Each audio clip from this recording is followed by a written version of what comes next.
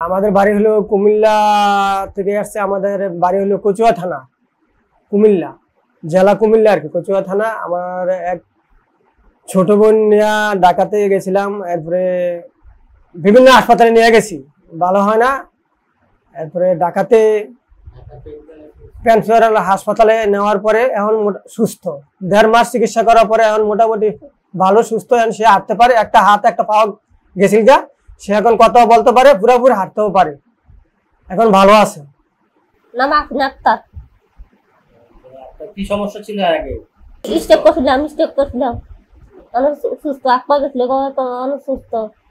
সুপ্রিয় দর্শক, আমি ডাক্তার বিধান চন্দ্র ব্যাপারী, ঢাকা পেইন প্যারালাইসিস হসপিটাল থেকে বলছিলাম। আমার পাশে যে ভদ্রলোক হাসিনা বেগম, আমার বাড়ি হচ্ছে কুমিল্লা জেলায়। আমাদের কাছে আসছিলেন স্ট্রোক করার পরে, কথা বলতে পারতেন না, হাঁটাচলা করতে পারতেন না, একদম হুইল চেয়ারে করে নিয়ে আসছিলেন। এখন তো আপনারা দেখলেন যে রুগী হাঁটতে পারে, কথা বলে। মাত্র 1 মাস চিকিৎসা নেওয়ার পরে আমাদের এখানে ফিজিওথেরাপি এবং নিউরো রিহ্যাবিলিটেশন চিকিৎসা নেওয়ার পরে উনি এখন পুরোপুরি সুস্থ, কথা বলতে পারে, হাঁটতে পারে।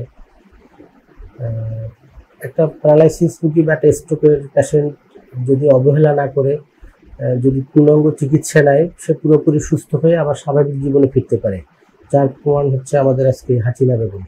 ধন্যবাদ সবাইকে।